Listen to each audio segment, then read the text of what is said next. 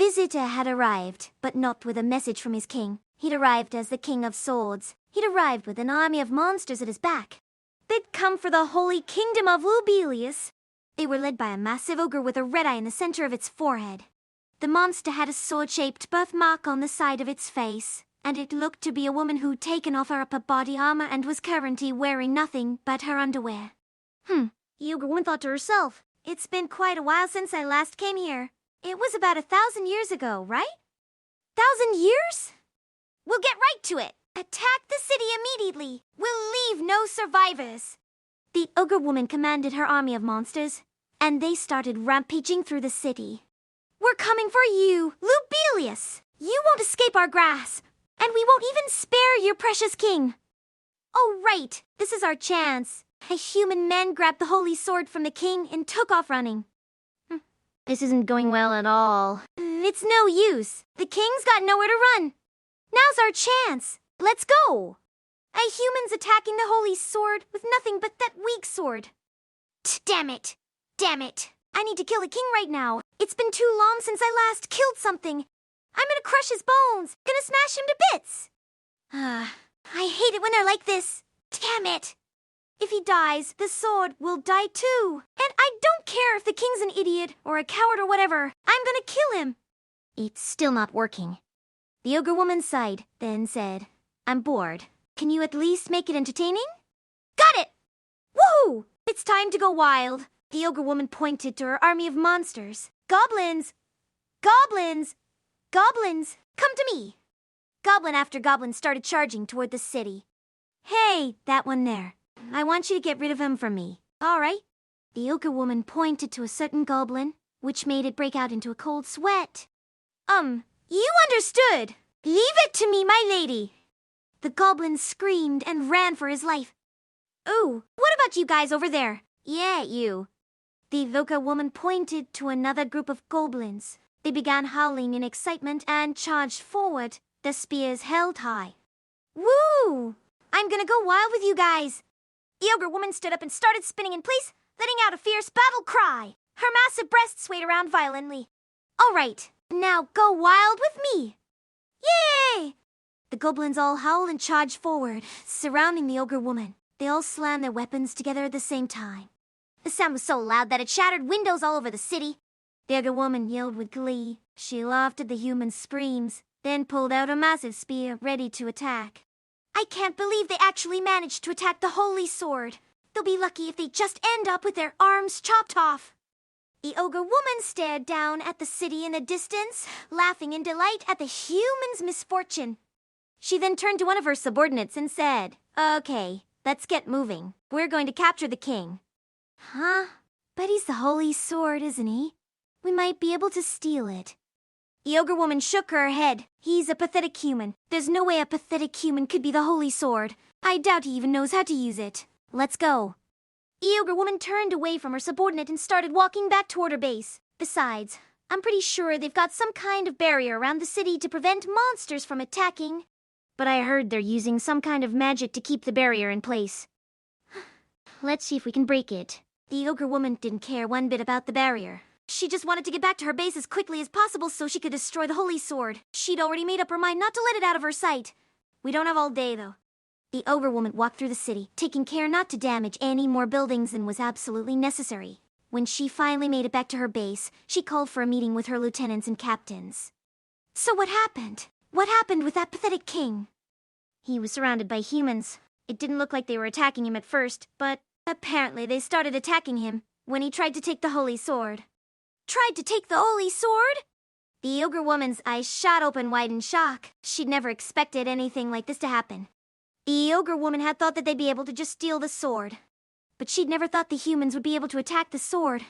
She thought they'd probably be able to steal the sword right from under the king's nose without anyone noticing, then carry it all the way back to their base without anyone trying to stop them. She figured the sword would probably be heavy enough that they'd need the help of an army of ogres to carry it all the way back to their base. But they'd managed to kill the king while he was trying to steal the sword. And not only that, but they'd killed him while he was holding the sword. The ogre woman had never heard of anything so stupid in her life. It was almost as if they'd forgotten that they were dealing with ogres, not humans. But if they were willing to kill the king and take the sword, there wasn't much else for the ogres to do but charge forward and take it for themselves. And it looks like we're going to have to kill them all. The ogre woman stood up and pounded her fist on the table. The room was silent. The other ogres looked at her in confusion. What do you mean we're going to have to kill them all? One of the other captains asked. We're not going to do that. We're not going to kill them all just because they've managed to kill the king. We've been working really hard to get that sword all this time. Don't worry about it, another captain said.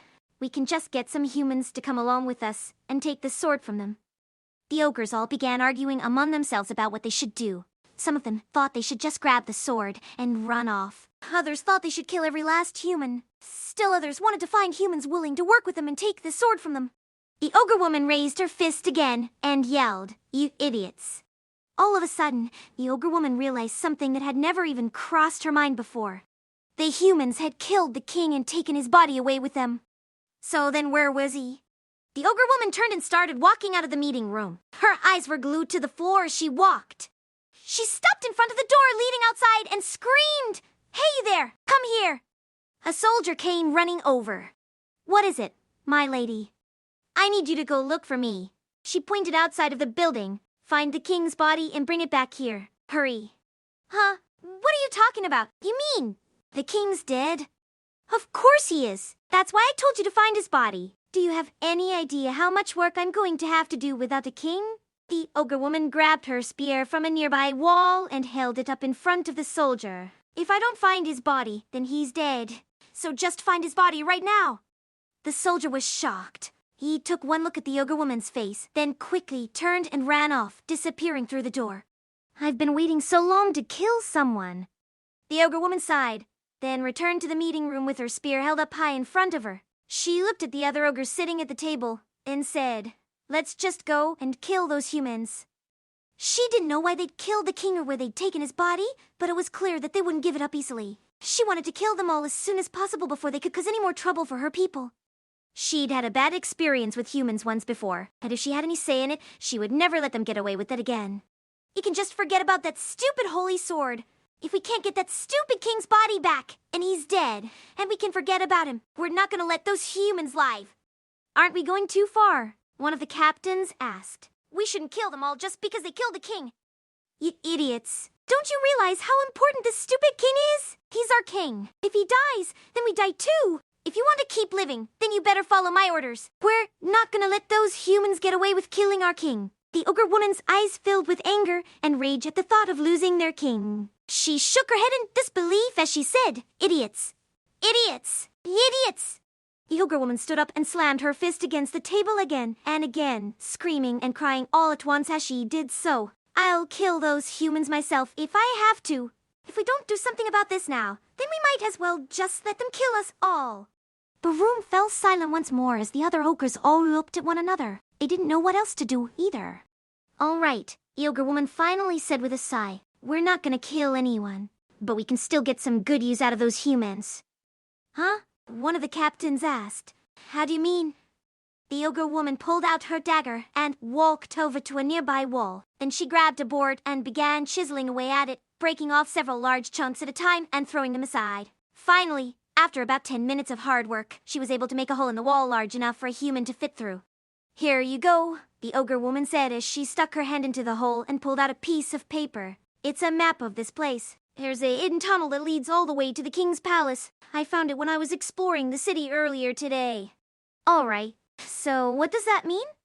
"We can sneak into their city at night and sneak into their king's palace without them ever noticing." "Are you sure about that?" one of the other captains asked. "Those humans are pretty tough. I heard they managed to kill their king." The ogre woman nodded and said, "Yeah, they're pretty tough, but that's okay with us. Because if we can sneak into their city, then we can steal all of their treasure without anyone ever noticing." "Their treasure?" "Of course. What else could we do with it?" The ogre woman waved her dagger in the air and grinned. "We can use all of it to make our lives better." The other ogres all smiled as well and nodded along with their leader's words. They all felt a little better about themselves knowing that they were going to get such valuable loot out of this whole mess. They knew that their lives would be a lot better after this little bit of looting.